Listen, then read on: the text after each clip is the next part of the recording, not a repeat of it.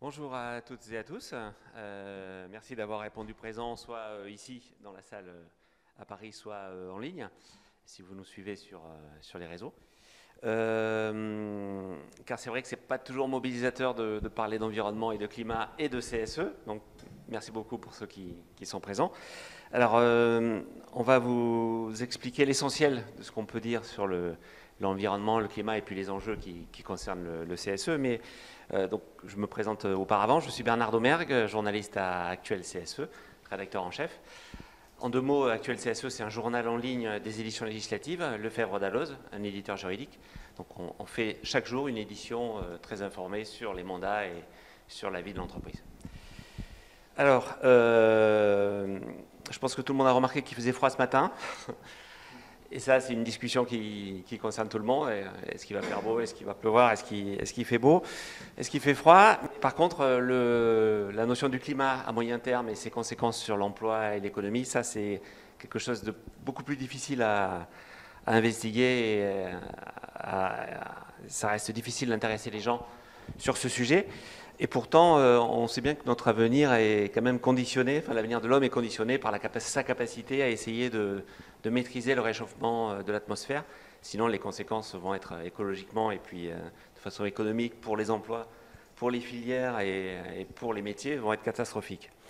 Alors, c'est dans ce cadre, je pense qu'il faut resituer la loi Résilience et Climat qui a été publiée ce mois d'août et qui a donné de nouvelles compétences au CSE.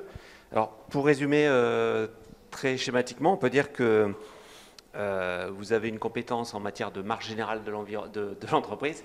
Et là, le législateur vous dit, vous devez aussi vous intéresser aux conséquences que produit votre entreprise sur l'environnement. Alors, je crois que c'est une enquête de Syndex qui montrait que début septembre, il y avait 70% des élus, je crois, qui ignoraient totalement les nouvelles compétences conférées par la loi. Alors bien sûr, ça s'ajoute à tout ce que les élus CSE qui ont accumulé tout ce qui concernait auparavant les comités d'entreprise, les CHSCT et les délégués du personnel doivent faire. Mais on peut quand même, je pense, estimer que c'est une attribution générale intéressante puisque on sait que l'avenir économique va être très très affecté par le climat et que ça va entraîner des conséquences, des restructurations, des changements de métier, des transitions. Et donc, il faut peut-être aussi s'y préparer. Et je pense que les CSE vont être de plus en plus amenés à s'intéresser à ces enjeux. Alors, je vous propose de commencer par un rappel un peu du contexte national et international pour inscrire les nouvelles prérogatives dans la lutte contre le réchauffement. Et après, on détaillera, si vous le voulez bien, les nouvelles compétences de la loi. Alors, je vais passer la parole à Emmanuel Pallier. Je crois que vous êtes expert RSE. Bonjour, oui, je suis un expert de Syndex depuis environ une quinzaine d'années et je travaille, j'anime et je coordonne avec mon collègue Olivier notamment nos travaux de Syndex dans le champ du développement durable et de la RSE depuis un peu moins d'une dizaine d'années. La RSE, c'est quoi? Rappelez-nous. La responsabilité sociale ou sociétale selon des entreprises, c'est en gros toutes les activités, enfin toute la prise en compte de l'impact que peut émettre une entreprise par son activité sur des éléments de type sociétaux, sociaux ou environnementaux. Droits humains par exemple, la pollution, toutes ces choses-là. Voilà. Ok, merci. Est-ce que vous pouvez essayer de nous faire un petit résumé sans trop de sigles compliqués ou en tout cas nous les expliquant bien sûr. De ce contexte national et international, s'il vous plaît? Très bien, oui, bien sûr. Alors, donc la prise en compte des considérations environnementales, c'est finalement à l'échelle de l'activité humaine une prise en compte qui est assez récente et qui va en s'accélérant. La frise que vous avez sous les yeux, elle vous montre les grandes étapes des évolutions en fait, de la prise en compte de la question environnementale dans le débat social et dans le débat même économique maintenant, dans le débat sociétal et dans le débat économique. La première grande date qu'on vous présente ici, enfin qu'on ne vous présente pas ici, mais tout a démarré, en tout cas la grosse prise de conscience, c'est à Kyoto en 97. Un sommet, le sommet de la Terre, qui mettait en avant la question du réchauffement climatique et de ses conséquences sur long terme pour l'activité humaine, pour l'homme et surtout ses conséquences négatives sur la planète. Très peu de choses ont évolué entre-temps. Enfin, la prise en considération de ces sujets-là, la prise de conscience a évolué, c'est vrai, mais d'un point de vue évolution législative sur l'activité de l'homme et évolution contraignante notamment, c'est très peu matérialisé avant l'année 2015 qu'on présente ici, et une accélération depuis 2015 sur les accords, à travers des accords internationaux, nationaux, européens, à travers des lois qui viennent contraindre un petit peu plus l'activité humaine pour tenter de réduire l'impact de notre activité donc sur le réchauffement climatique et donc sur l'avenir de la planète. C'est en 2015, vous voyez ici, la stratégie nationale bas carbone qui a été décrétée en France avec une déclinaison dans différents secteurs. Dont l'objectif était d'arriver à réduire l'impact en termes d'émissions de gaz à effet de serre. EGS, je vous arrête. EGS, ça veut dire émissions de gaz à effet de serre. Ce sont tous ces gaz, qui, lorsqu'ils sont rejetés dans l'atmosphère, contribuent à la réchauffer. Il y a le CO2, mais pas que le CO2, il y a le méthane, il y a toute une série de... Et donc la stratégie bas carbone, c'est une stratégie définie par l'État, c'est ça C'est une stratégie nationale d'abord, une stratégie française, qui vise à orienter l'activité des grands secteurs émetteurs de gaz à effet de serre vers des logiques justement mieux disantes en matière d'émissions de gaz à effet de serre, c'est-à-dire réduire l'impact en termes de gaz à effet de serre de ces activités. Okay. Ça précède de peu l'accord de Paris. Alors, en décembre 2015, c'est-à-dire au moment de la COP21, que tout le monde a priori connaît peu ou prou, un accord international, c'est assez rare pour être souligné, a été signé à Paris et mis en œuvre à partir de 2016 dans le monde, et qui visait à limiter le niveau d'émissions de gaz à effet de serre pour l'ensemble des pays sur la planète, pour maintenir le réchauffement climatique sous la barre des 2 degrés. C'est un accord qui est fondateur dans la prise de conscience, je dirais, de tout à chacun sur la nécessité d'agir sur la réduction des gaz à effet de serre, qui a du mal à se mettre en œuvre parce que c'est quelque chose qui vient percuter directement un grand nombre d'activités et donc potentiellement aussi derrière d'emplois, on y reviendra. Mais c'est une date importante dans la logique de réduction de gaz à effet de serre, enfin dans la logique climatique, on va dire, environnementale.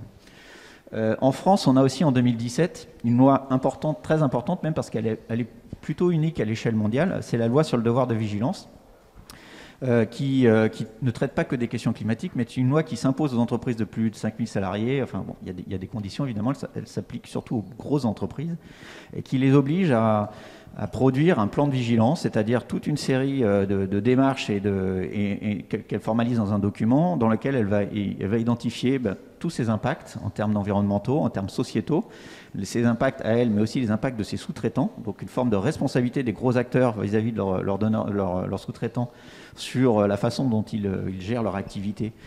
Et identifier donc tous les sujets qui pourraient être potentiellement émettre des effets négatifs sur des populations, sur de la pollution, et notamment aussi les questions de gaz à effet de serre. Donc cette loi sur le devoir de vigilance, elle est unique. Pourquoi ? Parce qu'elle est contraignante en fait. Il y a dans le domaine de la RSE, il y a des normes, il y a des volontés affichées de certaines entreprises d'afficher un comportement vertueux en matière d'activité de bonne pratique. Voilà. Mais il n'y a pas grand-chose de très contraignant, si ce n'est le respect des normes de pollution par exemple, mais il n'y a pas très grand-chose de contraignant. Celle-ci, elle s'implique, donc elle est plus contraignante, c'est la plus contraignante des lois en matière de RSE, on va dire. Et ce qui est intéressant, c'est qu'elle intéresse beaucoup, elle fait des petits a priori. En Allemagne, on s'oriente vers quelque chose de similaire et surtout, on le voit au bout de cette frise, à partir de 2022, enfin non, on ne le voit pas d'ailleurs, il ne figure pas sur cette frise, mais en 2022, une loi européenne doit passer justement, qui va dans le sens un peu plus contraignant de la mise en œuvre de bonnes pratiques autour des concepts de RSE en Europe pour les entreprises européennes en fait, les entreprises présentes en Europe. Alors entre-temps, ce qu'on a aussi, c'est des actions, la loi énergie-climat, la loi Pacte, qui sont des lois spécifiquement françaises. Il y a une révision du cadre européen pour le climat et l'énergie qui fixe de nouveaux objectifs en matière de réduction des gaz à effet de serre.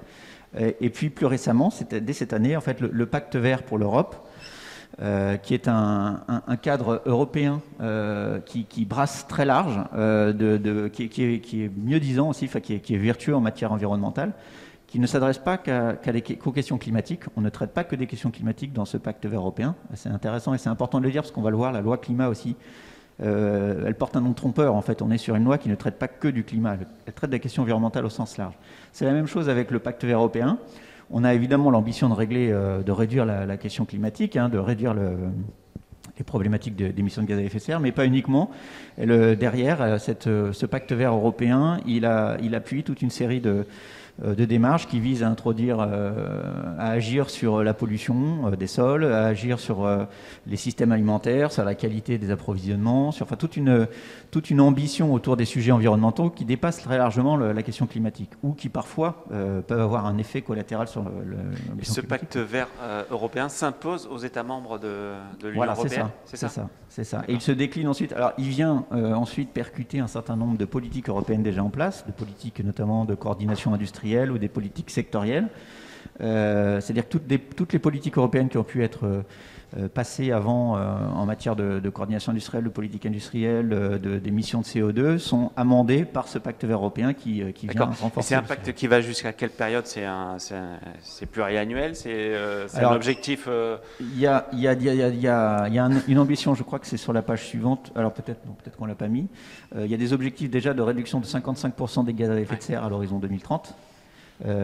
Qui était une logique européenne qui était antérieure à celle du pacte vert européen, mais que le pacte vert européen accentue.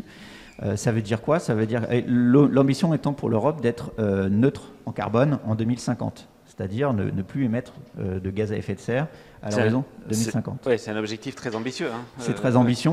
C'est pas la seule entité politique internationale à avoir cette ambition-là. La Chine a un plan aussi de neutralité carbone qui est très ambitieux, même essaye de se fixer un objectif d'être neutre en carbone à l'horizon 2040, ce qui est encore plus... 2060. Et avec l'objectif potentiellement de l'anticiper. Donc ça se fait pas sans conséquence sur l'activité des entreprises. Parce que arriver d'ici dans les 8 prochaines années en Europe à réduire de 50% les émissions de gaz à effet de serre par rapport à une référence qui se situe en 90, c'est ça, oui. Ça veut dire derrière quand même, ça veut dire agir sur un grand nombre de filières industrielles, de filières d'approvisionnement et modifier un grand nombre de pratiques. Et c'est en ce sens que là, on est complètement dans les sujets qui sont traités par les IRP dans l'évolution de leur activité. Oui, on va venir après. L'ambition de l'objectif fait que ça devrait impacter toutes les filières économiques. Il y a peu de secteurs d'activité qui ne seront pas touchés par ces évolutions-là. Alors certains vont en profiter. On va gagner. On va gagner des marchés en fait quand on est dans une entreprise qui propose des solutions justement qui permettent de réduire l'impact environnemental. On peut considérer qu'on est dans une période faste. D'autres, elles vont devoir réviser et leurs produits et leurs process. Et ça se fait pas. On pense à l'automobile par exemple. L'automobile, un secteur emblématique que je connais très bien par ailleurs. La contrainte carbone, d'arriver à réduire à un niveau très bas les émissions des véhicules automobiles, voire même l'interdiction de la vente des véhicules thermiques en 2035. Pour l'instant, n'a pas été décidé, mais on s'oriente plutôt vers ça. Ça veut dire quand même on change complètement le produit, quoi. On change complètement le véhicule. Et donc derrière, toutes les filières de production, d'approvisionnement... Donc les sous-traitants qui fabriquent les réservoirs d'essence, par exemple.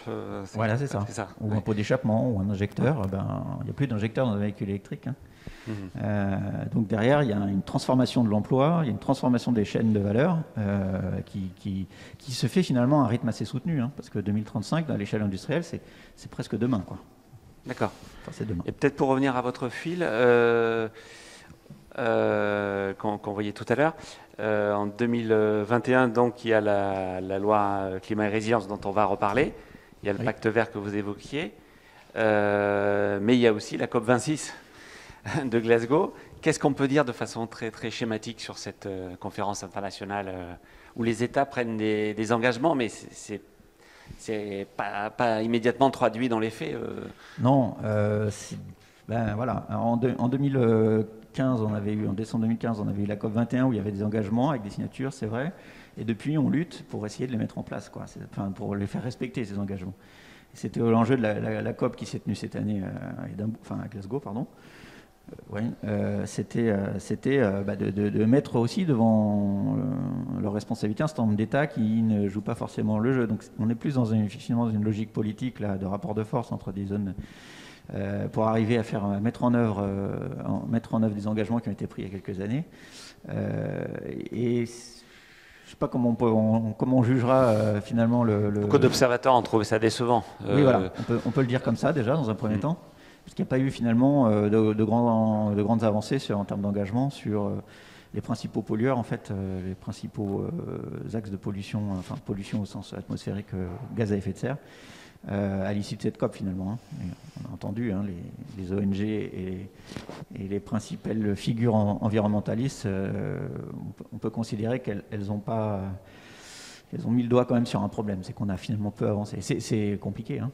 C'est compliqué. Donc alors ensuite on a quand même ce qu'on vient d'évoquer là, qui traitent de grandes zones géographiques. L'Europe, c'est pas économiquement, ça pèse à l'échelle mondiale, mais c'est pas le plus gros émetteur de gaz à effet de serre à l'échelle mondiale.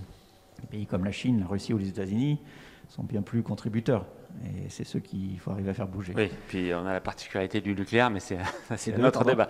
La particularité du nucléaire en France qui...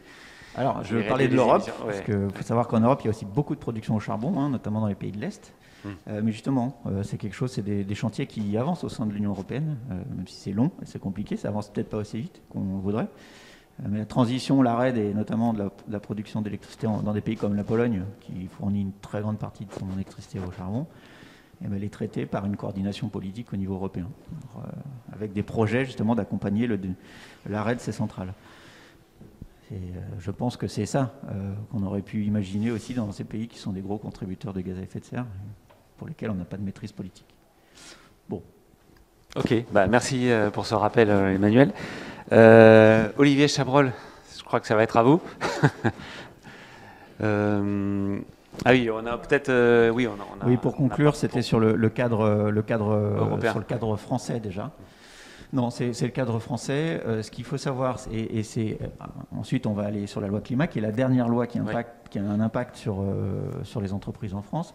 C'est que donc, on l'a dit, une première loi importante en termes de régulation économique autour des sujets environnementaux, c'est la loi NRE en 2001, qui impose le reporting annuel de RSE, c'est-à-dire sur les indicateurs extra-financiers aux entreprises, pour les entreprises cotées. C'est-à-dire que les grosses entreprises, celles qui sont cotées, ont maintenant l'obligation de communiquer sur leurs indicateurs extra-financiers, c'est-à-dire environnementaux, sociétaux. Voilà. On est en 2010, donc 10 ans plus tard quasiment, hein, la loi Grenelle 2, qui élargit ces obligations à des sociétés non cotées, de plus de 500 salariés. Donc on a agrandi le périmètre des entreprises qui ont une obligation en matière de reporting. Obligation en matière de reporting, après, derrière, la façon dont est fait ce reporting peut être contestable dans certains cas. Hein. On n'a pas une obligation d'utiliser des outils normés, on va dire, mais une obligation de communiquer sur les indicateurs extra-financiers et notamment la publication d'un bilan des émissions de gaz à effet de serre, le BEGES, là. Et puis 7 ans plus tard, donc on accélère un petit peu le rythme, la loi sur le devoir de vigilance dont j'ai parlé tout à l'heure, qui pour l'instant ne s'applique qu'aux entreprises de plus de 5000 salariés. Donc ces entreprises doivent tous les ans publier et mettre à jour leur plan de vigilance, qui est sur toute une série de risques qui sont induits par l'évolution par la réalisation de leur activité, et notamment sur des questions environnementales. 2 ans plus tard, on a la loi Pacte. Donc la loi Pacte, qui est un package assez large de mesures qui touchent les entreprises, mais notamment indique que la société est gérée dans son intérêt social, ce qu'on a mis là, en prenant en considération les enjeux sociaux et environnementaux de son activité. Et puis, on a 2021, on enfonce le clou avec la loi climat, dont on va parler maintenant. Donc voilà, ce qui est intéressant de voir dans cette frise, c'est qu'on a une accélération législative autour de ces sujets. Avec différentes approches. Voilà, c'est ça. Et puis plus on avance, et plus on rentre dans le droit dur aussi, plus on arrive sur des objets qui sont contraignants pour les entreprises. On attend de voir donc en 2022 la nouvelle directive européenne sur le reporting RSE, dont on l'espère, elle sera aussi plus contraignante que ce qu'on a pu avoir jusqu'à maintenant. Mais on est fondé à penser qu'effectivement, avec cette loi cette nouvelle directive européenne, on va aller un peu plus loin encore dans l'approche RSE et environnementale. Oui, ce qui est intéressant dans votre document, c'est qu'on voit bien qu'on parle à la fois de bilan de gaz à émissions de serre, enfin effet de serre, à effet de serre, ouais, et puis aussi du code civil, puisque la loi Pacte a modifié ce qu'on peut appeler la définition de l'entreprise. Donc on voit bien que ça touche différents enjeux. Voilà. Et puis maintenant avec la loi climat, on va y venir, le code du travail. D'accord. Merci Emmanuel. Alors Olivier Chabrol, ça va être à vous. Bonjour. Bonjour. Alors vous aussi, vous faites dans la RSE chez Syndex. Eh bien, je travaille dans la même équipe qu'Emmanuel. On a une petite équipe au cabinet qui est vraiment dédiée à ces questions d'analyse de la responsabilité sociétale de l'entreprise.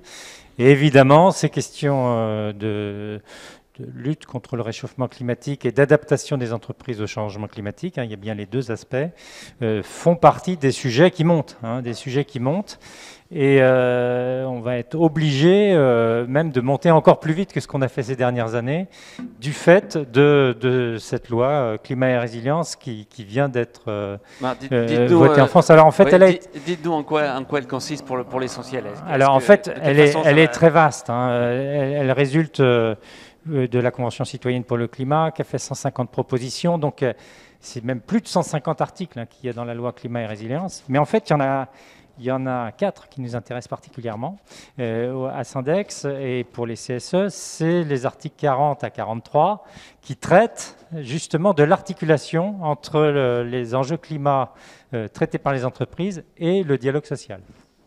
Et alors, c'est ça qu'on va regarder en détail, parce que on peut dire qu'on a un vrai changement de paradigme, un vrai pas en avant pour les CSE, avec un changement de la mission du CSE dans le Code du travail. Ici, vous avez des extraits de l'article du Code du travail qui décrit la mission des CSE. Et la mission est en fait élargie au regard des conséquences environnementales des décisions de l'entreprise. On dit toujours le comité social et économique a pour mission d'assurer une expression collective des salariés permettant la prise en compte permanente de leurs intérêts dans les décisions relatives à la gestion et à l'évolution économique et financière de l'entreprise, à l'organisation du travail, à la formation professionnelle et aux techniques de production, notamment au regard des conséquences environnementales de ces décisions.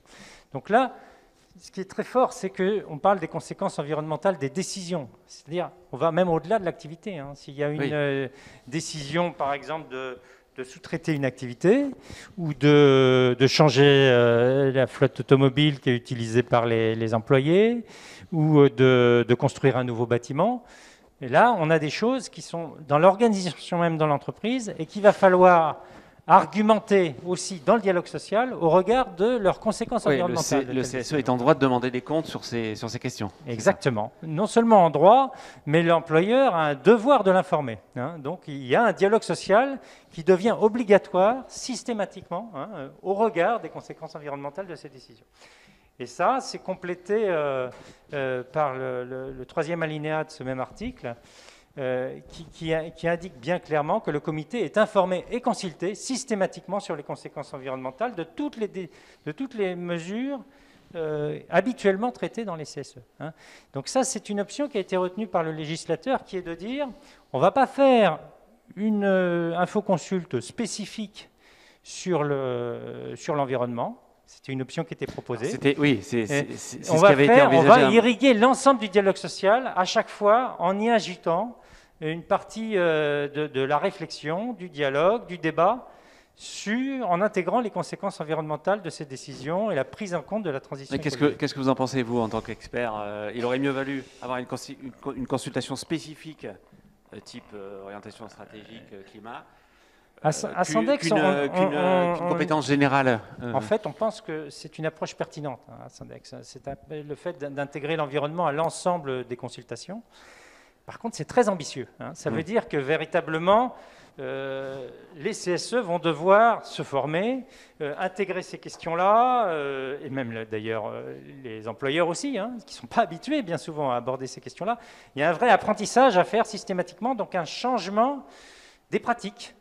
Et il faut le dire aussi, un changement des pratiques pour les experts au service de ces gens-là. Nous aussi, il va falloir qu'on continue à monter en compétences à Syndex, on travaille sur ces questions-là depuis longtemps, mais pas sur l'ensemble de nos missions systématiquement. Là, il va falloir le faire systématiquement. Oui, puis je pense que c'est une très bonne idée parce que les enjeux environnementaux sont gigantesques au XXIe siècle, mais c'est un vrai effort de la part de tout le monde pour y aller. Il va falloir apprendre. Donc vous avez en plus là maintenant un cadre légal pour l'expertise, une expertise environnementale. Exactement, on va y venir. La force de cette loi climat et résilience, c'est d'avoir inscrit ça dans le droit du travail, chose qui était pas aussi explicite auparavant. Seuls les militants syndicaux ou les représentants du personnel qui avaient vraiment des convictions fortes pour faire changer les choses du point de vue environnemental arrivaient à l'imposer, alors que maintenant, ça s'impose de fait par le droit du travail. Alors, ça s'impose à la fois sur les consultations récurrentes, où à chaque fois il est prévu d'aborder l'impact environnemental, et puis sur toutes les consultations ponctuelles.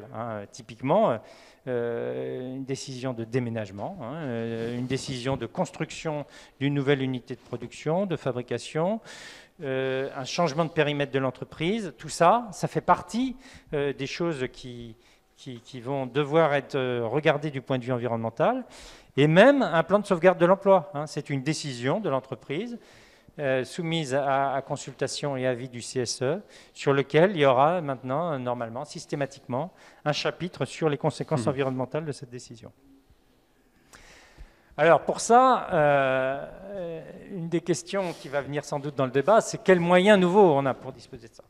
Là-dessus, le législateur a dit, en gros, on va se débrouiller avec pas beaucoup de moyens supplémentaires. Par contre, il y a quand même une adaptation des outils en place, en particulier ce qu'on appelle la BDES, la base de données économiques et sociales. On lui rajoute le E pour environnemental, ça devient la BDESE.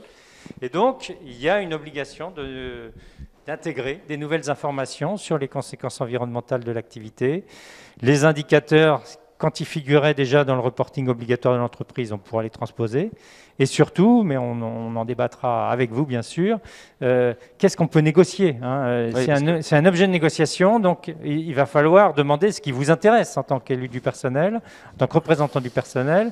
Il y a un vrai enjeu à trouver dans cette BDES, BDESE et dans les informations accessibles pour le dialogue social, les informations qui intéressent et qui préoccupent les employés. Parce que pour l'instant, il n'y a pas de décret d'application. On en attend un, enfin on pense qu'il va y en avoir un quand on interroge la Direction Générale du Travail, elle dit qu'elle est en train de l'écrire, mais en fait, à ma connaissance, les premières lignes n'ont pas encore été écrites, en tout cas, elles n'ont pas été diffusées quand on les demande. Il y a un point qui a un peu intrigué de tout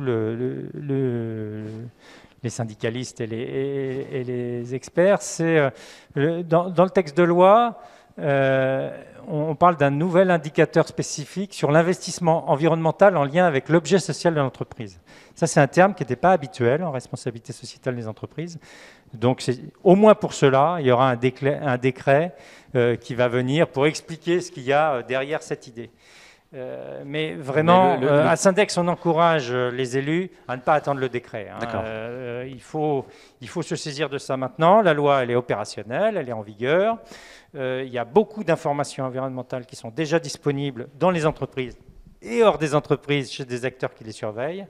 Voilà, donc on a plein de choses qu'on peut faire dès maintenant sans avoir des précisions sur ce décret. Le décret, en fait, il viendra sans doute comme une sorte de voiture-balai, en particulier pour obliger les acteurs qui ne s'y seront pas mis à avoir un certain nombre d'informations minimales dans leur BDESE. Je pense que ce sera pour ça. Oui, et puis ça donnera un cadre aux entreprises qui devront renseigner de toute façon. Mais clairement, il sera écrit sur la base des premières pratiques. Donc n'attendons pas, mettons-nous à l'œuvre. Ce qui est plus concret dans les médias, c'est effectivement ce que vous dites sur le stage de formation là, dans votre... Alors voilà, le stage de formation pour tous les nouveaux élus titulaires de CSE, lui, clairement, le droit du travail dit aussi que ça doit maintenant intégrer la question des conséquences environnementales de l'activité. Effectivement, comme je l'évoquais tout à l'heure, il y a un besoin de formation, d'appropriation de ce nouveau contexte, avec des savoirs qui ne sont pas habituels dans le dialogue social.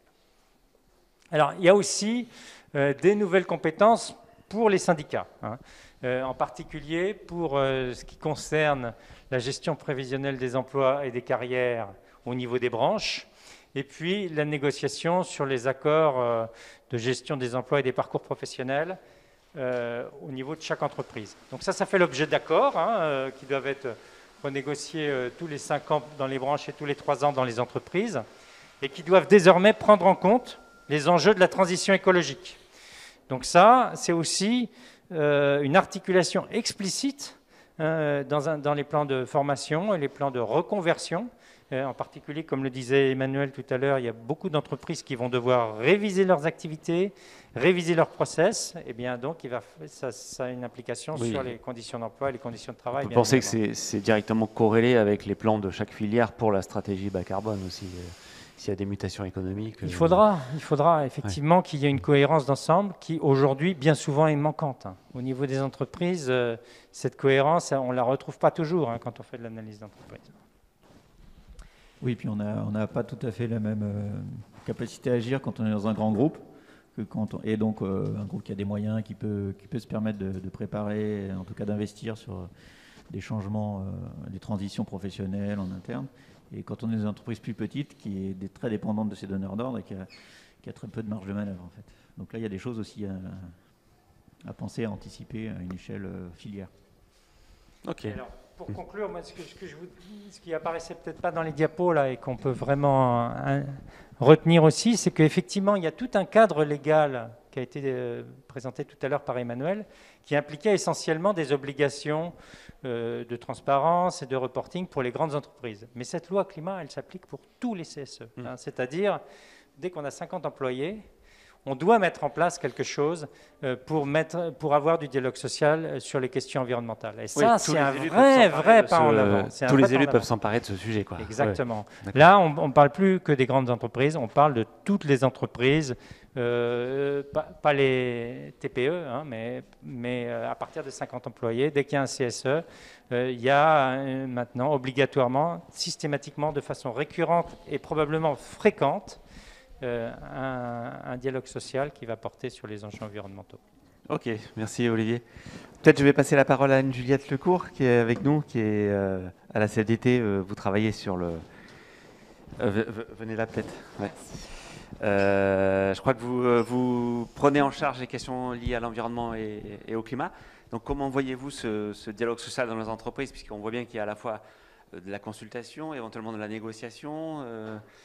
Est-ce que c'est un enjeu pour lequel la CFDT est déjà prête? Je vous remercie. Alors, comme ça a été présenté, d'ailleurs de manière très très pédagogique, c'était très clair, c'est des compétences qui sont certes renforcées. Ce sont des compétences qui sont renforcées. La loi climat vient renforcer le champ d'intervention des CSE sur les questions environnementales. Ça, c'était quelque chose que la CFDT revendiquait depuis très longue date. Donc là-dessus, on est plutôt satisfait. Bien sûr, la loi, elle n'est absolument pas à la hauteur de nos ambitions.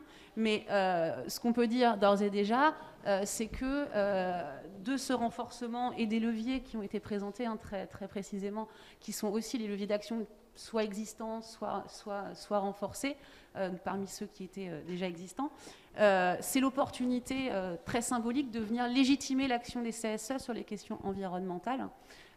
Et de se rapprocher notamment des travailleurs qui sont, en tant que citoyens, d'ores et déjà très sensibilisés à l'urgence écologique aujourd'hui. Donc il y a un enjeu de développement syndical, je crois qu'il faut le dire, sur ces questions-là. Vous pensez que ça peut intéresser davantage les jeunes? Bien sûr, par exemple possibilité d'amener les jeunes vers la représentation collective ou syndicale? Ça peut être un moyen d'aller vers les salariés et de les sensibiliser aux moyens d'action du syndicalisme sur ces questions-là, en particulier les jeunes, évidemment. C'est aussi... alors, on voit naître beaucoup d'initiatives sur ces questions, alors à la fois citoyennes, mais aussi des organisations de salariés, parfois même d'employeurs eux-mêmes qui se structurent autour de ces questions-là. Et pour la CFDT, ça ne doit pas se faire sans dialogue social. Il y a un volet de la transition écologique qui va nous percuter, qui va s'imposer à nous, qu'on doit préparer dans le mieux possible. Tout ça, si on veut embarquer tout le monde, si on ne veut laisser personne sur le chemin, il faut absolument que ça passe par du dialogue social. Et donc, la loi climat vient rappeler cette évidence pour la CFDT, mais en tout cas qu'il n'est pas pour tout le monde. Et puis, c'est l'opportunité, ça a été dit jusque-là, d'anticiper les évolutions à venir. Alors, on a cité plusieurs leviers. On a cité la GEPP. Évidemment, ça c'est donc tout reste à construire. Donc pour répondre à la gestion première des question. emplois, enfin gestion prévisionnelle des emplois et des compétences. Ouais. Voilà, pardon. Tout reste à construire. Il y a des leviers qui existaient, qui vont être renforcés. Donc on a cité la GEPP, qui est quand même l'un des leviers fondamentaux pour permettre d'embarquer tout le monde dans la transition et dans les évolutions qui vont arriver. C'est pas la seule. Transformer nos systèmes de production en limitant les intrants dans les processus de production, ça peut permettre de s'emparer de nouveaux sujets comme les gains de productivité, par exemple. Enfin, je cite, donc ça c'est le lien avec les DS et les négociations sur la rémunération, les NAO. Il y a plusieurs, il y a les accords de mobilité durable, c'est aussi une manière de les faire vivre. Du côté des élus CSE, donc la BDESE a été citée. La question, alors effectivement le contenu de la BDESE, petite parenthèse, mais n'a pas, comme vous le disiez, n'a pas été ancré dans le marbre par le législateur. On attend un décret, peut-être qu'il sera effectivement très limité à un indicateur, mais nous on se dit que en attendant le décret, pour conforter ce que vous disiez, en attendant le décret ou pas, il faut qu'on puisse agir d'ores et déjà, et on peut s'appuyer pour les entreprises qui sont assujetties à la déclaration de performance extra-financière, notamment aux rubriques d'économie circulaire et de changement climatique, par exemple. Oui, au reporting qu'elles font déjà pour leur bilan, leur rapport de gestion, aussi parfois. Il y a aussi donc, les informations et consultations qui ont été citées, qui voient leur champ élargi aux questions environnementales. Il y a les obligations des employeurs aussi, bilan carbone, gestion, la question de la gestion des déchets, la protection des salariés, qui ont un lien aussi avec les questions environnementales dans l'entreprise. Donc, il va y avoir la nécessité de construire véritablement un dialogue économique, social et environnemental, d'articuler la situation économique et financière de l'entreprise, les enjeux sociaux et environnementaux qui ont attrait à la transition écologique à venir, et tout ça dans une logique de dialogue, évidemment, d'anticipation par le dialogue social, identifier les opportunités, les risques aussi pour la pérennité des activités, que ce soit du point de vue de la non-action, de la non-anticipation, que du point de vue de l'anticipation. Et ça, autant on a dit que la loi climat donnait pas forcément de moyens supplémentaires aux élus, autant le rôle du coup de l'expertise va avoir l'expert va avoir un rôle décisif. Mais si on peut pointer, et je pense qu'on reviendra peut-être plus dans les détails au fur et à mesure des questions, si on peut pointer qu'effectivement la loi climat, la CFDT n'a pas obtenu de moyens supplémentaires, que ce soit en termes de formation ou en termes de plancher d'heures de délégation, par exemple. Ce qui est clair, c'est qu'elle vient poser un cadre sur l'ensemble, sur des choses qui étaient de manière juxtaposées, et elle vient lier l'ensemble, en fait. Et ça, c'est très important pour légitimer l'action des CSE et des représentants des salariés plus largement sur les questions environnementales. Ok, merci. C'est vrai que la question de comment on se débrouille avec toutes les missions de l'élu CSE, c'est vrai que c'est une vraie question. Je crois que dans la salle, il y a Michael Pinault. Est-ce que vous pouvez venir nous faire part de votre témoignage? Installez-vous. Je crois que vous faites partie d'une des fédérations de la CFDT aussi, la F3C.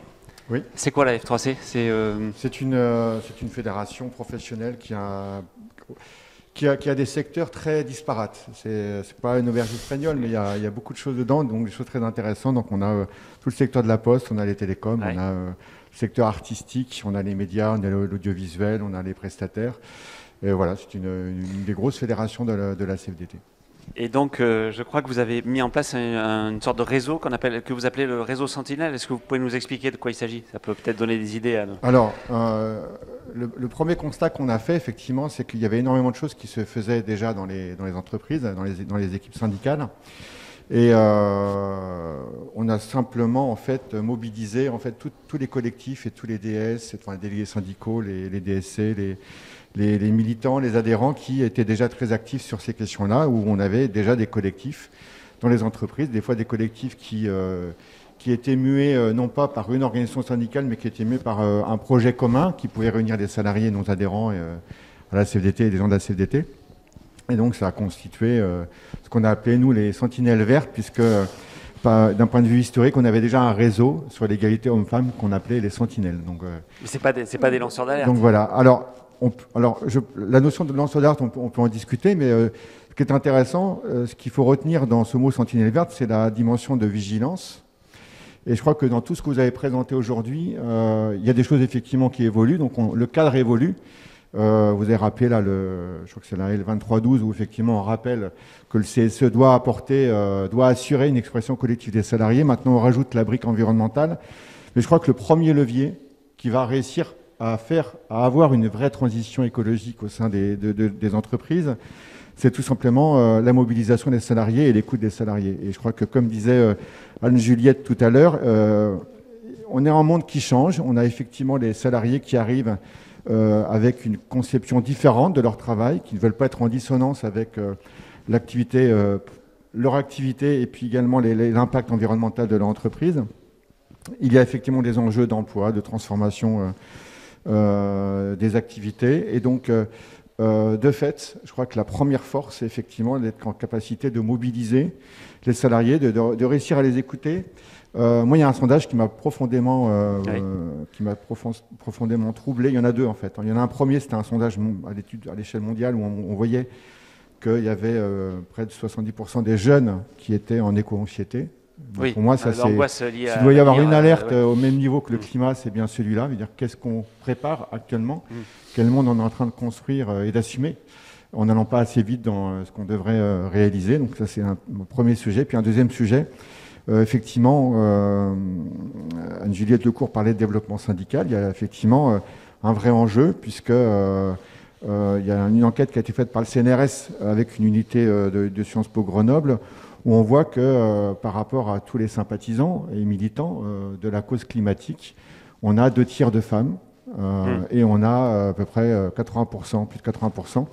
Ce sont des personnes qui ont moins de 50 ans, donc on n'est pas représentatif en tout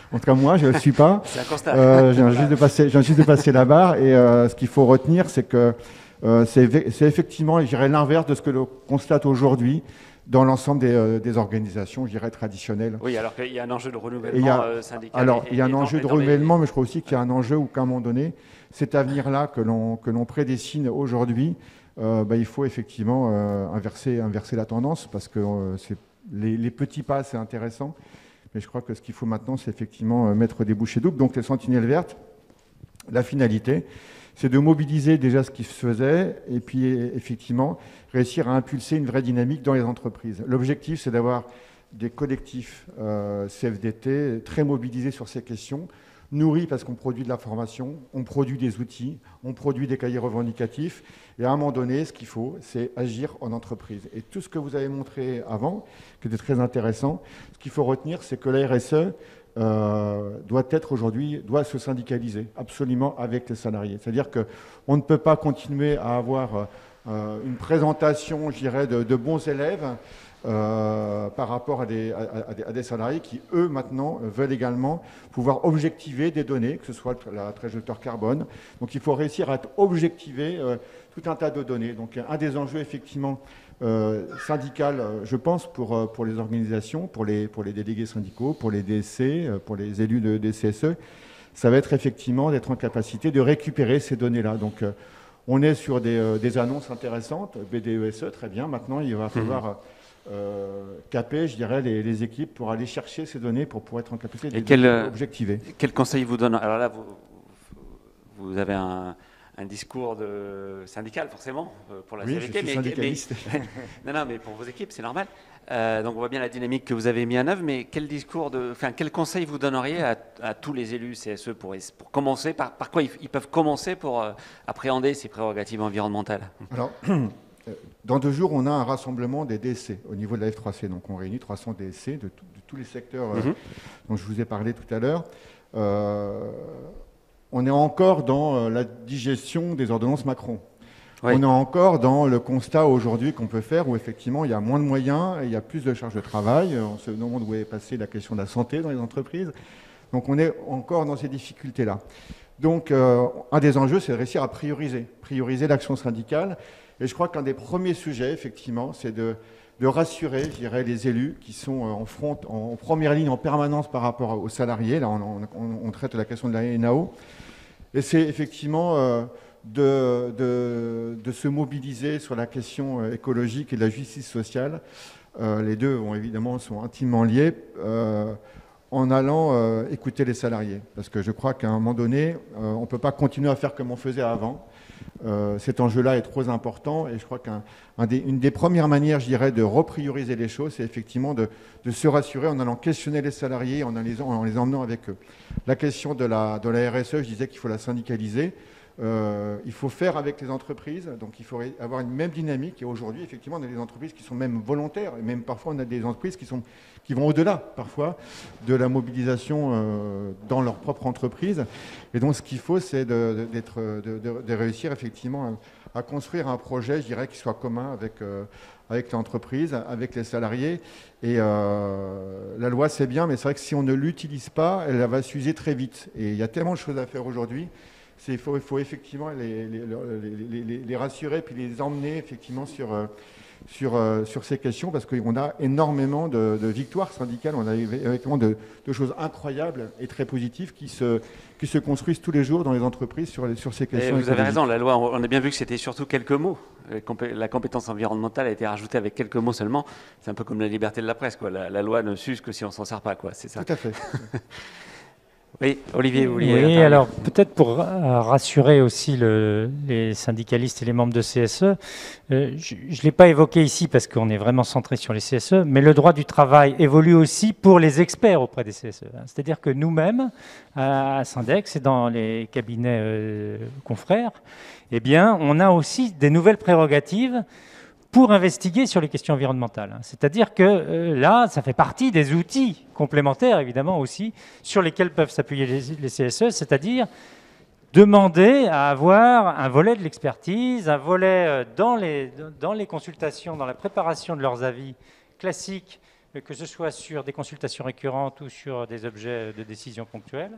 Eh bien, l'expert peut les aider en investiguant sur ces questions de conséquences environnementales, sur la prise en compte. Oui, mais justement, c'est parfois la question que peuvent se poser les élus. En quoi un cabinet qui est plutôt voué à examiner les comptes serait compétent pour examiner des questions liées à l'environnement? Eh bien, justement, on n'est plus seulement compétent à examiner les comptes. On est clairement, explicitement compétent maintenant, déjà depuis longtemps sur les questions sociales et aussi maintenant explicitement sur les questions environnementales. Donc là, on va travailler main dans la main avec les CSE comme on le fait depuis 50 ans sur les comptes. Et comme c'est un sujet nouveau pour beaucoup, il y a beaucoup à apprendre ensemble. Et là, je rejoins tout à fait ce que tu disais. Il faut s'en saisir maintenant. Il faut commencer. On ne va pas couvrir tous les champs environnementaux dès le premier jour, hein, mais comme l'ont fait les Sentinelles vertes, venir sur des points de vigilance particulière, d'inquiétude particulière ou de préoccupation spécifique à l'entreprise dans laquelle on travaille. Et les experts que nous sommes peuvent investiguer, interroger les dirigeants, interroger des parties prenantes externes pour essayer d'avoir une meilleure compréhension, se forger une opinion sur les controverses environnementales en particulier, qui sont présentées forcément avec un point de vue biaisé par les directions. L'enjeu, ça va être d'expertiser les données que va présenter l'employeur. Exactement, expertiser les données présentées par l'employeur, mais nous, on a le droit aussi d'aller voir des données à l'extérieur et de les mettre en perspective, notamment avec les données qu'on trouve chez les concurrents, les données sectorielles ou, comme l'a présenté Emmanuel tout à l'heure, les ambitions qui sont données par les territoires ou par le secteur d'activité qui a pris des engagements d'évolution. Emmanuel ? Je voulais ajouter à ce que tu viens de dire qu'effectivement, nous, on est un observateur, alors certes engagé et impliqué dans le dialogue social, mais on n'est pas nous-mêmes des représentants du personnel, donc on est un observateur de ce qui se passe et on voit clairement les choses évoluer. Nous, ça fait 10 ans qu'on essaye de pousser ces sujets-là auprès de nos mandants, hein, d'essayer de dire, voilà, la question environnementale, comment on pourrait la traiter. Et c'est vrai que jusqu'à maintenant, c'était quand même une matière sur laquelle il était difficile de mobiliser. Les IRP, les représentants du personnel, leur priorité, mais historiquement, c'est comme ça, hein, leur priorité, elle n'était pas nécessairement sur voilà, les conséquences environnementales ou sociétales de leur entreprise, c'était plutôt concentré sur les intérêts de ceux qui représentent, ce qui est logique. L'emploi, les salaires, les conditions de travail. Voilà, c'est ça. Mais et là, il y a un fait sociétal qui est en train de se passer, c'est qu'on a des jeunes, des salariés qui arrivent sur le marché du travail, qui en fait sont plus dans une logique de recherche de sens et lorsqu'ils choisissent l'entreprise dans laquelle ils veulent aller. Et c'est un sujet qui commence à apparaître dans nos discussions et donc qui devient un sujet stratégique pour les entreprises et pour les organisations syndicales, comme ça a très bien été dit là. C'est finalement comment je peux attirer de nouveaux salariés, de jeunes salariés, des nouvelles compétences, parce qu'il y a des nouvelles compétences à attirer en entreprise. Comment je peux en plus aussi les fidéliser, c'est-à-dire faire en sorte que ces gens restent. C'est plus que la question salariale qui est importante, très clairement. Hein. Il y a une question nouvelle qui est combien de jours de télétravail dans la semaine, ça on l'observe très clairement, qui est importante. Mais il y a aussi la question du sens. Et le sens, en grande partie, il repose sur mon entreprise, qu'est-ce qu'elle fait pour la planète ou qu'est-ce qu'elle fait, en tout cas surtout ce qu'elle ne fait pas pour la planète de négatif, ça m'intéresse de le savoir. Et puis comment moi, à ma place, je peux contribuer ou pas. Et donc, c'est quelque chose qui va être de plus en plus important dans les stratégies de recrutement des entreprises et puis dans les stratégies d'image, bien sûr, jusqu'à maintenant. Oui, puis-je être fier de travailler dans cette entreprise-là? C'est ça, exactement. Et c'est une question qui nous remonte de plus en plus fréquemment, mais seulement depuis 1 ou 2 ans, je dirais, de la part des équipes, en fait, qui en fait, ils sont confrontés aussi. Parce que quand on est à la veille d'une élection dans l'entreprise, élection syndicale, il y a de plus en plus de jeunes salariés qui les interrogent sur ces questions-là, sur lesquelles on n'avait jamais vraiment travaillé jusqu'à maintenant, parce que ce n'était pas le cœur des préoccupations. Ça le devient, et donc du coup, il faut arriver à monter aussi syndicalement en compétence sur le sujet. Et voilà. Donc la première chose à faire, hein, c'est ce qui a été dit aussi, c'est peut-être de commencer par arriver à faire un récapitulatif, un bilan de l'entreprise, c'est quoi son impact environnemental, de quoi on parle exactement. Ça peut se faire dans le cadre des missions annuelles, et au contraire, c'est même dans ce cadre-là que je pense qu'il faut le faire, parce qu'il y a la force du droit avec nous pour aller investiguer des choses, avec l'appui d'autres experts. Et la difficulté qu'on a dans l'approche de ces sujets-là, c'est qu'on n'est pas, comme sur l'économique ou le social, sur des indicateurs qui s'appliquent uniformément et même universellement à toutes les entreprises. C'est qu'on peut avoir une pléthore, une diversité d'impacts environnementaux qu'on ne peut pas résumer à un indicateur. Hein. C'est ce qu'on disait tout à l'heure. On parlait de l'indicateur qui doit figurer dans la base de données. Ça n'a pas beaucoup de sens, honnêtement, hein, un indicateur qui soit uniforme pour toutes les entreprises, parce qu'elles ont toutes une manière d'agir sur l'environnement qui est différente. Et donc, il faut arriver à le construire un petit peu, je dirais, de manière...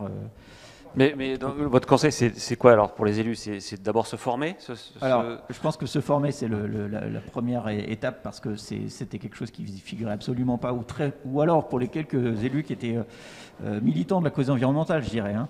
Donc il y avait déjà, mais se former sur, en fait, les bases, c'est quoi en fait, de quoi on parle en matière environnementale, c'est quoi les impacts de mon entreprise. On ne se rend pas compte de tout le champ que ça peut recouvrir. Il y a, je pense, plein d'équipes qui ne sont pas au fait de tout ça. Et puis ensuite, c'est la façon dont évoluent les choses, le monde, le code du travail, les mœurs. Mon entreprise, elle s'oriente plutôt dans telle ou telle, mon marché en fait s'oriente plutôt dans telle ou telle direction, et de quelle manière ça va venir percuter mon process, mon produit, et du coup mes emplois, mais quantitativement comme qualitativement, quoi. D'accord. Peut-être on peut ouvrir le débat. Je ne sais pas si vous avez des questions, soit dans la salle, soit peut-être via les réseaux.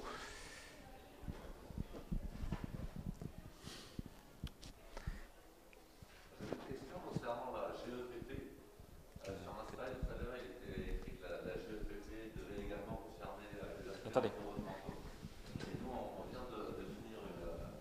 Est-ce que vous pouvez vous présenter brièvement, juste. C'est bon, vous le mettez contre votre... Et ça marche immédiatement, ok. Donc je suis Yvan Eslinbaum, je suis DSC, élu CSE chez Valeo en région parisienne. Automobile, donc. Chez Valeo, donc, on a un accord RSE au niveau européen depuis déjà 4 ou 5 ans. Et c'est vrai qu'on n'a jamais réellement su comment se l'approprier et traduire ça en questions précises dans les différentes instances. Aujourd'hui, donc, je vois que la GEPP, donc la gestion des parcours professionnels, peut donner lieu à un aspect environnemental. Et sur cet aspect-là, puisqu'on est sur le point de donner notre avis sur la proposition d'accord après 4 ou 5 réunions de négociation, je ne vois pas bien quel lien on peut faire, en fait, puisque la GEPP, c'est avant tout identifier des populations à, je dirais, reconvertir. Donc, comment orienter les formations plus sur ces gens-là que sur les gens qui ont des postes en développement ou en tout cas stables. J'arrive pas bien à voir le lien. Votre activité, donc Valeo, c'est l'automobile, c'est Nous, donc, on travaille uniquement pour l'automobile, d'une manière générale. Et l'activité du site de Cergy, c'est plus de la R&D sur différents types de composants. Disons, groupe motopropulseur, on fait de moins en moins, évidemment, de pièces pour des diesels ou des essences, et de plus en plus de chaînes de propulsion hybride ou totalement électriques. Ouais. D'accord. Olivier ? Oui, alors ce que dit la loi climat et résilience, en fait, pour la gestion des emplois et des parcours professionnels, c'est que les accords doivent être articulés avec la transition écologique. Donc là, on n'est plus tout à fait sur l'analyse des conséquences environnementales de l'activité, mais plus sur sa façon de s'adapter, d'organiser sa transition, en fait, pour être mieux intégré au monde de demain. Et c'est en ça que ça a du sens de voir quels nouveaux emplois elle doit envisager pour être plus en harmonie avec le monde de demain dans le sens de la transition écologique. Et malheureusement, quels sont les emplois qui sont en danger et qui pourraient même, pour certains, disparaître parce qu'une activité va disparaître. Et dans une entreprise comme Valeo, bien sûr, il y a des activités qui vont disparaître avec les changements de moteur. Donc là, clairement, dans une entreprise fortement impactée par la transition écologique, comme tout le secteur automobile, il y a un raisonnement, une pensée à avoir sur la transition des emplois en harmonie avec la transition écologique et son accompagnement par l'entreprise. Et ça doit être explicitement dans l'accord. Alors, ce qui est intéressant, c'est qu'une entreprise comme la vôtre, elle a déjà un accord de RSE, effectivement, un accord de responsabilité sociétale au niveau européen, qui a même des implications au niveau mondial pour Valeo dans cet accord-là. On le connaît. Et voilà, on a accompagné la construction de l'accord et son appropriation dans certains pays. C'est des dispositifs super intéressants à articuler parce que justement, ça donne des espaces de négociation, de concertation au minimum, au niveau du comité entreprise européen, au niveau de tous les comités nationaux et même au niveau de chaque site où cet accord doit être décliné. Donc en fait, ces aspects de la transition écologique, ils peuvent être articulés avec le dialogue social sur des outils classiques du syndicalisme que sont les accords signés entre les représentants du personnel, les organisations syndicales et les directions côté employeur. Ça veut dire que non seulement vous pouvez vous appuyer sur les accords de GEPP, mais en plus sur des accords de suivi annuels que vous avez développés en interne. Et ça, c'est une très bonne idée de développer des outils articulés avec ce qu'on appelle le système de management de la responsabilité sociétale de l'entreprise, donc un système interne de gestion avec des objectifs, des indicateurs, des acteurs pour le suivi et souvent aussi des moyens pour investiguer et mettre en œuvre des plans d'action, des plans de progrès, avec effectivement quelque chose qui va rythmer l'évolution de l'entreprise tous les 3 ans ou tous les 5 ans pour les accords de branche sur les grands enjeux de la transition écologique. Je crois que Emmanuel voulait compléter. Oui, non, c'était directement, si on imagine, si on se met à votre place et qu'on est à négocier un accord de GEPP chez Valeo, alors je suppose que c'est un accord groupe, donc on a des activités qui peuvent être très différentes. Mais on va regarder quoi ? On va regarder les évolutions environnementales autour du produit. Bon, le produit, c'est assez évident, là, on sait qu'on passe de compétences autour du thermique, donc des fluides, de la gestion de carburant, fluide, pression, etc., vers des calculateurs qui vont devoir gérer de l'électrique, de l'électricité de haute puissance. Donc il y a potentiellement une évolution peut-être pas radicale sur les métiers qui sont les vôtres à Cergy, je veux dire, c'est-à-dire de calculateurs, applications, peut-être, c'est des calculateurs, je crois, c'est ça ? Donc, qui sont liés directement aux produits, qui sont que vous connaissez a priori, je pense, vous voyez assez bien. Il y en a aussi qui peuvent être liés à l'échelle du groupe, au process. C'est-à-dire le groupe, il s'engage dans une logique zéro carbone ou neutralité carbone. Est-ce que ça veut dire derrière qu'il y a une évolution des process en production, même en fonction support, qui nécessite une adaptation des compétences? On va peut-être produire différemment, avec des équipements différents. On a besoin de compétences en termes d'architecture système, des systèmes de production qui intègrent ces problématiques carbone. On ne va pas se contenter maintenant d'empiler des machines les unes après les autres. Il va falloir peut-être penser la façon dont on se les procure, la façon, les économies d'énergie qu'elles génèrent ou pas. Toute une série de process qui peuvent impliquer des compétences complémentaires, supplémentaires. Et puis le troisième, qui est une dimension assez forte aussi, c'est toute la dimension approvisionnement, c'est-à-dire qu'on va aller chercher des matières, on va aller chercher des services chez des prestataires.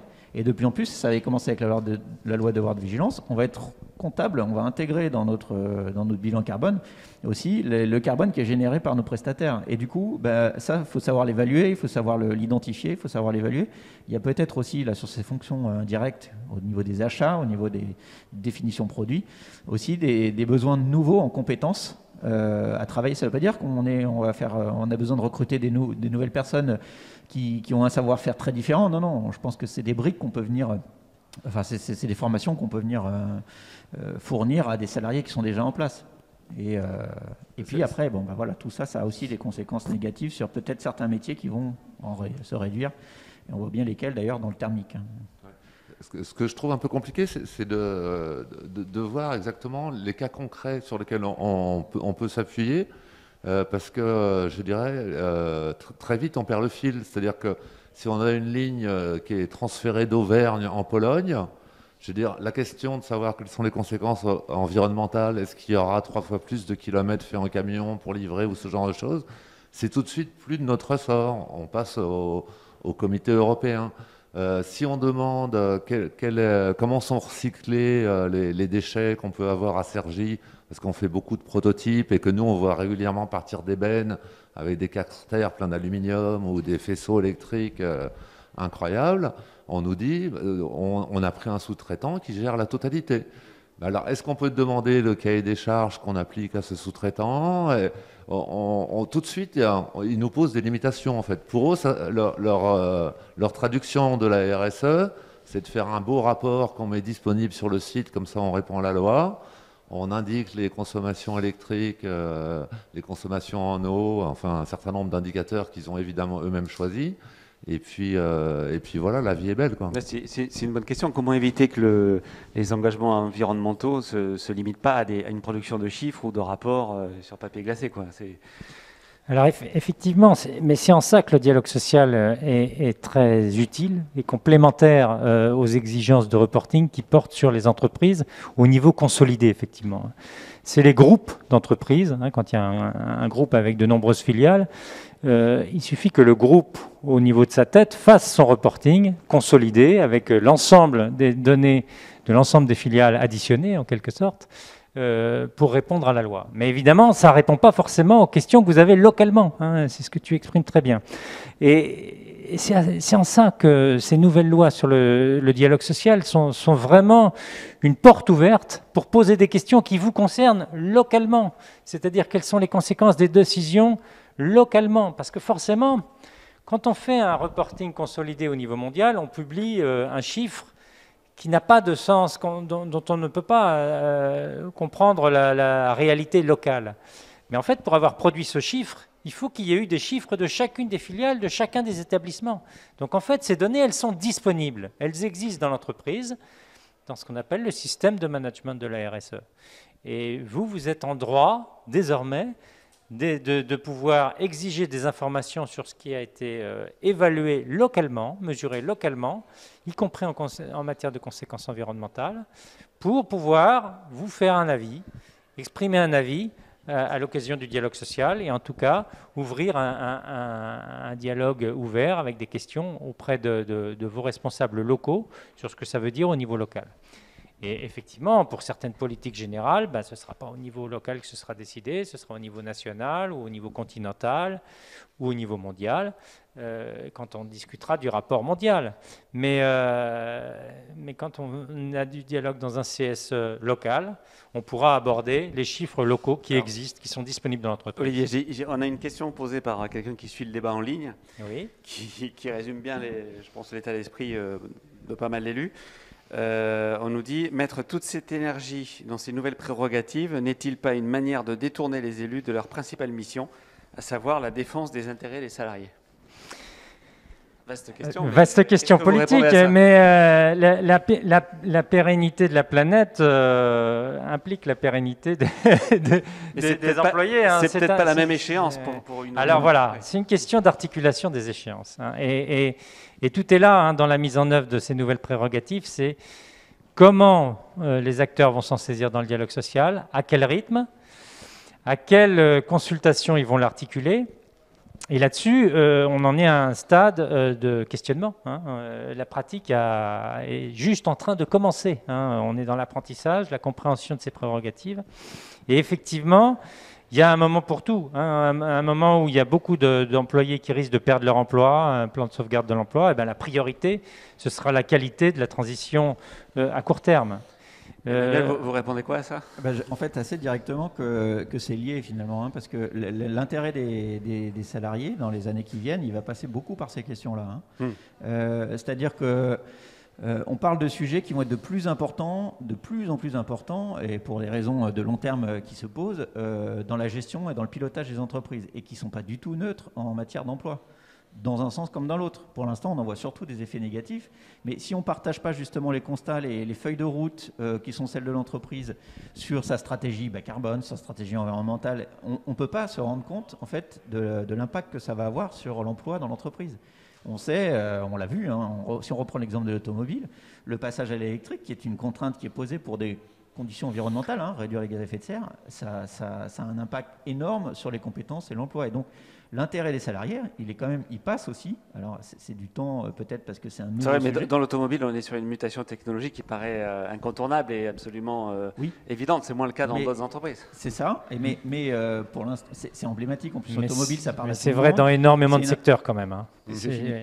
C'est une industrie qui est très qui embauche beaucoup de monde en Europe, qui est en pleine mutation et qui est emblématique. Tout le monde connaît, tout le monde a une voiture ou presque, et donc ça parle facilement. Mais il y a plein d'autres secteurs qui sont dans ces mêmes logiques de transformation pour des logiques bas carbone et environnementales, qui sont peut-être moins visibles, mais qui vont être confrontés aux mêmes problématiques. Et donc se dire, est-ce que ça a un intérêt pour les salariés d'aller sur ce sujet ? Oui, parce que si on n'est pas conscient de la façon dont tout ça va se répercuter sur notre organisation et donc des implications que ça va avoir sur l'emploi, je pense qu'on a loupé quelque chose dans l'exercice de Je crois que Anne-Juliette Lecourt de la CLT voulait répondre. Merci. Le syndicaliste répond de manière assez abrupte à cette question, c'est qu'il n'y a pas d'emploi sur une planète morte. Alors oui, c'est une question d'échéance, on est d'accord. Tout le monde n'y est pas confronté aussi directement et aussi rapidement, mais la transition écologique qui s'impose à nous, que ce soit du fait des changements environnementaux, mais que ce soit in fine du coup, fort heureusement par les initiatives législatives, par exemple à l'échelle européenne qui ont été présentées tout à l'heure, tous les métiers, toutes les activités vont être impactées d'une manière ou d'une autre, en fait. Et ça va impacter, donc on parlait de création d'emplois, d'évolution des compétences, mais ça va impacter toutes les conditions de travail de tous les métiers. Oui, vous avez raison, mais on pourrait retourner votre formule. Est-ce qu'il faut avoir une planète propre mais sans emploi? C'est peut-être ça aussi que se disent certains élus. Oui, mais le dialogue social ne va pas s'arrêter sur tous les sujets classiques. En fait, on ajoute un nouvel angle, on enrichit en fait l'analyse par des aspects qu'on a trop longtemps négligés. On n'abandonne pas les enjeux de pouvoir d'achat, les enjeux d'équité sociale, enfin tout ça, ça va rester évidemment. C'est le cœur de la légitimité des syndicalistes. Ce que leur donnent ces nouvelles prérogatives, c'est le fait de dire n'oublions pas les aspects d'évolution et de transition écologique qui vont avoir une influence sur tout ce dont on discutait jusqu'à présent et qui probablement ont été un peu trop négligés jusqu'à présent. Juste pour terminer, revenir sur la question qui a été posée sur les accords GEPP, il y a deux points de vigilance. Il y a il y a cette question que tous les métiers, ce que je viens de dire, tous les métiers vont être impactés, mais en même temps, la loi climat n'impose pas normalement, si ma lecture est la bonne, vous me confirmerez, que tous les accords GEPP intègrent la question environnementale. Alors je ne sais pas où se situe la nuance, mais du coup il y a quand même une vigilance à avoir syndicalement sur l'articulation des enjeux d'évolution d'emploi et de compétences et de maintien dans l'emploi et l'évolution sur les conditions de travail avec ces enjeux environnementaux. Sur les enjeux locaux que tu pointais tout à l'heure, Olivier, sur justement l'opportunité de s'emparer des enjeux environnementaux locaux, il y a aussi du coup la possibilité de nourrir un dialogue social qui dépasse aussi, en s'emparant de cette question localement, il y a la nécessité de nourrir un dialogue social à plus grande échelle, c'est-à-dire par donc déjà le devoir de vigilance, mais aussi tout ce qui est accords cadres internationaux qui parfois ont du mal à exister parce que les enjeux entre les pays des représentants des salariés ne sont pas forcément alignés. Et là, typiquement, il y a l'opportunité de faire vivre ça. J'ai oublié la question, mais sur l'articulation, enfin en tout cas l'opposition que vous faisiez entre emploi et transformation des moyens de production, bien au contraire. C'est l'opportunité justement d'enrichir les moyens de production par de l'emploi de qualité et peut-être de diminuer les intrants. Et ça ne fait pas diminuer la valeur concrète dans l'entreprise. C'est une question de ratio, de productivité, mais c'est juste transformer les moyens de production. Et donc ça embarque, c'est le meilleur moyen d'embarquer plus d'emplois et plus d'emplois de qualité. Ok, merci. Je crois que votre voisin est élu CSE d'une entreprise particulièrement concernée par la transition. Si vous pouvez vous présenter. Oui, bien sûr. Bruno Jolin, délégué syndical CFDT chez Technip FMC. Donc, c'est de l'ingénierie pétrolier. Ouais. Donc, au niveau de transition énergétique, écologique, oui, ça fait partie d'un sujet central au sein de l'entreprise. Moi, j'avais plus une question relative à l'articulation d'une filiale française dans un groupe international. En fait, vous avez partiellement répondu à travers l'exemple de Valeo, qui est symétrique en termes géographiques, mais donc ma question, c'était plus comment articuler un accord français avec un accord international, typiquement piloté par les États-Unis. Voilà. Oui, sachant que les législations ne sont pas les mêmes. Ne sont pas les mêmes. Il y a plein de sujets de recouvrement, hein, mais oui, ils ne sont pas les mêmes. Okay, merci. Et effectivement, c'est un élément en complément à la remarque qui a été faite tout à l'heure sur l'articulation au niveau européen, déclinaison locale. On vous renvoie sans arrêt à ce qui est produit nationalement. Dans l'exemple qui a été pris, et ça s'appliquerait à n'importe quelle entreprise, en gros, je transfère une ligne de France, par exemple, une ligne de production vers un pays dit à bas coût, c'est pas neutre en termes d'impact des gaz à effet de serre selon les trajets que peuvent faire les camions ensuite. La loi, ce qu'elle dit là, c'est que vous êtes quand même obligé, l'entreprise, elle va être obligée de présenter les conséquences environnementales de son projet. Elle n'a pas à les présenter à un échelon consolidé national, elle a aussi à le présenter à l'échelon local. De la même manière, on peut regarder les comptes de l'entreprise. Si dans votre entreprise, on vous présentait que les comptes consolidés, puis qu'on ne vous présentait pas les comptes locaux, vous tiqueriez. Et bien là, c'est la même chose en fait. Et il faut le voir de la même manière. C'est-à-dire le projet de transfert de ma ligne, alors ou d'autres, je ne sais pas exactement comment c'est articulé chez Technip, mais le projet de transfert d'une ligne d'un pays de France vers Roumanie, par exemple, son bilan environnemental, puisque maintenant l'entreprise est obligée de présenter les conséquences environnementales de ce projet. Et ben, ça va être aussi derrière, en termes de flux de transport, de flux logistique, les conséquences de cette décision, quelles sont-elles et pas dans une vision consolidée. Ça n'aurait pas de sens, ça serait trop décorrélé du projet local. Articuler un accord, alors il faut les connaître, les accords, pour pouvoir bien répondre à cette question-là, mais un bon accord à l'échelle internationale, on va dire, il faut, dans la mesure du possible, qu'il puisse prévoir justement cette articulation avec les échelons régionaux, au sens Europe, et surtout nationaux. Et puis ensuite, dans le national, il y a aussi même l'entreprise directement. Qui peut être très différente selon les activités qu'on retrouve dans une entreprise ou une autre, même sur un même territoire. Donc c'est quand on négocie un accord cadre international ou qu'on a un accord d'entreprise à l'échelle européenne, c'est une dimension qu'il faut avoir en tête dès le départ, parce qu'effectivement, derrière un accord international, si les choses ne sont pas écrites dedans, effectivement, la direction d'entreprise a beau jeu de dire non, mais voilà, on vous présente un indicateur européen, ça suffit, quoi. Donc c'est certainement un sujet de dialogue social, un élément important dans le dialogue social à intégrer, c'est la déclinaison à tous les échelons dans lesquels on exerce un dialogue social, justement, où il y a des représentants du personnel, de trouver l'articulation en fait, qui permette de faire bien fonctionner ça à l'échelle du groupe et des entreprises. Alors, il y a une question intéressante posée par quelqu'un qui suit le débat en ligne. Alors, vous parlez énormément des grosses entreprises. On répond aux questions qui nous sont posées. Donc, Valeo et Technip, ce sont des grosses entreprises. Pouvez-vous nous donner des exemples de petites entreprises de plus de 50 dans le territoire, par exemple, ou dans la fonction publique? Alors, je pense des exemples de mise en application de ces prérogatives.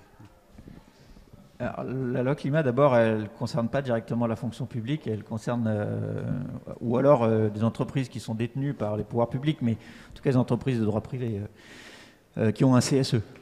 Ça concerne, enfin en tout cas sur le volet qui nous intéresse. Donc, ensuite, donc, des entreprises de plus de 50 salariés, mais qui sont la question c'est sur des petites entreprises de plus de 50 salariés, pas de moins de 50. Non, plus de 50. Oui, c'est ça.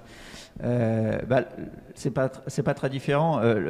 En fait, ce qui va être nouveau dans ces entreprises de moins de 500 et de plus de 50, où il y a un CSE, c'est que l'entreprise, maintenant, elle va devoir produire une information d'ordre environnemental, ce qu'elle ne faisait pas jusque-là, parce qu'elle n'avait aucune obligation de le faire. Mais à partir du moment où elle va présenter ses orientations stratégiques, sa politique sociale, sa situation économique et financière, elle va devoir intégrer des éléments, alors ça va être à construire, parce que ces entreprises, comme elles se sont rarement penchées sur la question jusque-là, il va falloir qu'elles travaillent, et qu'elles définissent ce qu'elles doivent présenter. Et peut-être que c'est d'ailleurs un objet de dialogue social à prendre en main tout de suite. C'est de se dire, et nous d'ailleurs c'est ce qu'on conseille, en s'appuyant sur l'obligation de l'entreprise d'intégrer des données économiques, environnementales dans la BDESE, c'est d'en faire un objet de dialogue social. Avec la direction de l'entreprise, on se réunit pour définir, voilà, nous, qu'est-ce qui nous intéresse de voir dans cette BDESE, qui sont des impacts environnementaux de l'entreprise. Et d'une entreprise à l'autre, il n'y a pas de réponse universelle, ce qu'on disait tout à l'heure, d'une entreprise à l'autre, le sujet peut être très différent. Je pense entre Valeo et Technip, déjà, bon alors là, c'est des grandes entreprises, c'est un mauvais exemple, mais dans des petites entreprises, d'une boîte à l'autre, il faut en parler avec votre expert d'ailleurs. Olivier, oui, en fait, dans les petites entreprises, souvent, les sujets qui arrivent en premier, c'est soit il y a une controverse particulière sur le territoire, il y a eu par exemple une pollution de rivière ou malheureusement un accident qui se produit et qui va impliquer la petite société, soit directement responsable, soit co-responsable avec d'autres acteurs sur cette cause. Et là, quand il y a ce type de choses, en fait, ça vient dans le débat du dialogue social. On a déjà vu des cas de ce type, mais souvent en défense de l'entreprise par rapport à sa pérennité. Donc c'est un autre angle. C'est comment est-ce que l'entreprise gère les questions environnementales. Donc ça, c'est des choses qu'on voyait déjà et qui vont, comme le disait Emmanuel, devoir être mieux documentées et mieux anticipées à l'avenir par des documents. Et le deuxième volet, qui clairement se développe et en plein développement aujourd'hui, c'est y compris les petites entreprises qui vont se préoccuper de leurs émissions de gaz à effet de serre. Là, on a aujourd'hui une telle prise de conscience dans l'ensemble de la population des enjeux du changement climatique qu'il y a une demande des salariés, qu'ils soient syndiqués ou pas syndiqués d'ailleurs, de l'ensemble des salariés et même une prise de conscience du patronat de l'enjeu d'avoir de la visibilité sur son impact en matière d'émissions de gaz à effet de serre. Donc ça, c'est un sujet de dialogue social qui va avoir lieu même dans les petites entreprises. Les politiques de grands groupes donneurs d'ordre qui redescendent aussi au niveau du tissu PME. Exactement. Et les PME n'ont pas le choix. Quelles sont les conséquences des plans de vigilance des grandes entreprises quand elles passent des commandes chez les petites sociétés, par exemple. Ouais.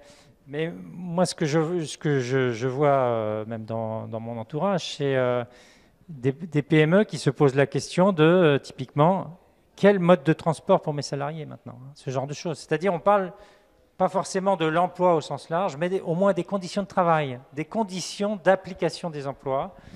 Comment est-ce qu'on réorganise les bureaux? Est-ce qu'il faut isoler les bâtiments? Voilà le genre de choses dont on va pouvoir se poser des questions, y compris dans des toutes petites entreprises et qui vont faire l'objet du dialogue social. Michael, je crois que vous aviez, pour la F3C, CADT, vous aviez une réponse? Oui, on a. Vous avez, vous, des entreprises de plus de 50, des petites entreprises qui se sont emparées de ça? C'est vrai que quand j'entends la question, je me dis que c'est vrai que les petites entreprises, bien souvent, elles passent hors du radar, et des organisations syndicales et également des experts. Mais il y a plein de choses qui se font. Et c'est vrai que parmi les premières choses qui se font, effectivement, alors nous, on a des coopératives, on a également dans le secteur public, on a des équipes dans la culture qui se... En fait, ce qui est intéressant, c'est qu'il y a une prise de réflexion de la part des salariés eux-mêmes sur leurs pratiques professionnelles. Et donc, en gros, c'est quid en termes de déchets, quid en termes de déplacement, quid en termes d'intrants de ce qu'on en fait. Donc, c'est ce qui se passe dans la culture où il y a des vraies réflexions qui sont faites actuellement sur les économies d'énergie, dans le cadre des concerts, dans le cadre des expositions, des transports des œuvres par avion, etc. Donc ça, c'est des choses très concrètes. Le logo des Sentinelles Vertes vient d'un logo qui avait été fait par l'équipe syndicale d'Orsay, qui avait réfléchi sur ces questions-là. On a une prise de conscience, parfois avec l'entreprise, mais parfois également sans les organisations syndicales. Il y a plein de collectifs qui se créent aujourd'hui, de salariés qui s'interrogent sur simplement leur implication dans l'entreprise et les impacts de leur entreprise sur ces questions-là. Donc c'est vrai que moi je suis assez d'accord sur le fait que le bilan carbone est un élément qui est objectivable à condition d'être en capacité d'avoir un point de départ et de manager un point d'arrivée. Et ça veut dire qu'il faut effectivement de l'expertise. Moi, je pense qu'une équipe syndicale doit effectivement s'emparer de ces questions et être en capacité effectivement d'objectiver ces données. On est sur des données qui sont physiques, donc à un moment donné, il faut effectivement se mettre d'accord sur cette trajectoire. Et il y a également tout un tas en fait de leviers qui sont des leviers traditionnels. Et on pourrait se dire pourquoi est-ce qu'on ne l'a pas fait avant? C'est-à-dire que les organisations syndicales et les salariés, ils ont une responsabilité dans la manière dont ils vont gérer les activités sociales culturelles, dans la manière dont ils vont gérer un restaurant d'entreprise. Ils ont également maintenant aussi des leviers de négociation, que ce soit la NAO, que ce soit tout ce qui va concerner les plans de mobilité, où là, effectivement, on a énormément de choses à faire. Donc, on se manage sur ces questions-là et bien souvent, c'est les premiers points d'entrée. C'est qu'à nous, à la F3C, au niveau de notre réseau, les trois priorités qu'on a mis en avant, c'est effectivement le restaurant d'entreprise, c'est la question de NAO pour y intégrer effectivement des éléments, je dirais, nouveaux, etc.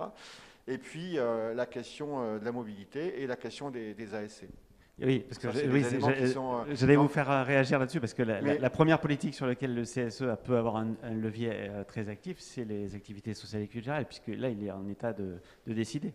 Oui, mais alors ce qui est intéressant, la question de tout à l'heure, effectivement, sur est-ce qu'on n'est pas en train d'agiter un chiffon vert pour ne pas faire notre mise sur une base. Moi, je comprends la question. Mais il n'y a pas de contradiction, il y a des tensions. Il y a des tensions parce qu'effectivement, on est aussi sur une vieille génération d'élus qui font comme avant et comme toujours depuis 10-15 ans. C'est pour ça que je forçais le trait tout à l'heure en disant il faut aller aussi écouter les salariés, il faut que les élus soient aussi en phase avec une mutation qui se fait. Donc c'est une mutation sociétale qui se fait et dans tous les cas, je crois que qu'est-ce qui va se passer demain avec notamment la loi climat? Eh bien, on le verra à l'usage. L'année prochaine, on va avoir les nouvelles élections. Donc, on a eu une mise en place de CSE dans un environnement sanitaire un peu particulier. Il y a des accords télétravail qui ont été signés, qui n'ont même pas été mis en application. Donc, on va retrouver effectivement tous ces éléments. Et là, on va voir effectivement de quelle manière les équipes de salariés vont faire leur campagne, vont aller parler avec les salariés. Et là, je pense que ce sera un bon test pour voir de quelle manière, effectivement, le contexte, j'ai envie de dire planétaire, avec une accumulation d'urgences qui vont s'accumuler, et puis, effectivement, les nouveaux outils qui sont mis à disposition, ça va être un bon test. On va voir à l'usage, effectivement, de quelle manière les pratiques syndicales vont évoluer. C'est vrai, ça peut être l'occasion aussi, mais c'est un autre sujet, de renégocier les moyens du CSE. S'il s'avère qu'il manque des moyens, et d'autant plus pour les nouvelles compétences et les prérogatives environnementales. Et je ne sais pas s'il y a d'autres questions. Je pense qu'on a fait un petit échange Intéressant. Non, je voulais juste ajouter une chose, parce que souvent, quand on dit conséquences pour l'entreprise, on pense à des conséquences négatives. Ce qu'il faut se dire aussi, c'est que cette transition, c'est une grande phase d'investissement aussi. Hein. Il y a beaucoup d'entreprises qui investissent énormément pour pouvoir être dans les clous, en fait, hein, en termes de... Et donc, c'est aussi des opportunités. Et quand on parle de communiquer et d'échanger avec la direction autour des problématiques environnementales, c'est aussi de quelle manière on pourrait se saisir de ces contraintes-là comme une opportunité, par exemple, pour relocaliser les productions, pour travailler son bilan carbone, pour engager un processus plus circulaire en termes d'approvisionnement matière.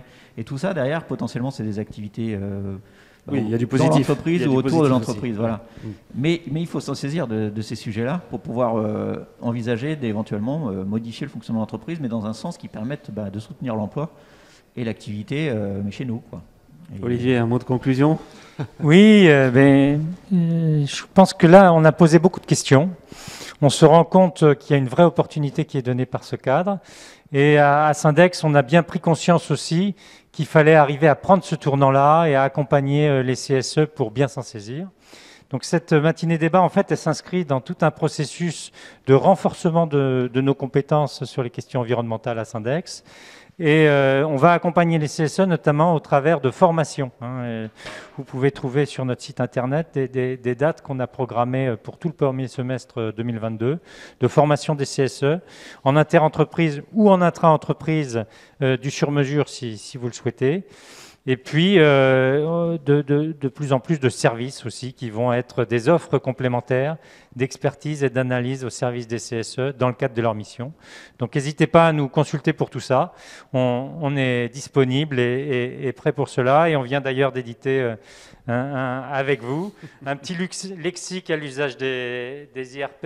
Il y a un livre blanc aussi qui sera envoyé aux participants, je crois. Voilà, qui va être envoyé aux participants, qui va être enrichi de mois en mois. On a toute une dynamique sur la question avec une équipe qui grossit aussi chez nous sur les enjeux de responsabilité sociétale d'entreprise. Merci beaucoup. Alors moi, évidemment, de mon côté, je renvoie à la lecture d'actuel CSE et du portail des éditions législatives Lefebvre-Dalloz où on vous tient régulièrement au courant de tout ce qui peut se passer. Alors évidemment pour tous vos mandats, mais notamment pour les nouvelles prérogatives. On a un dossier environnement où vous retrouverez tous nos articles, peut-être y compris le compte-rendu de ce débat. Donc merci beaucoup pour vos questions, votre intérêt, votre participation et à bientôt sans doute. Merci. Merci. Voilà.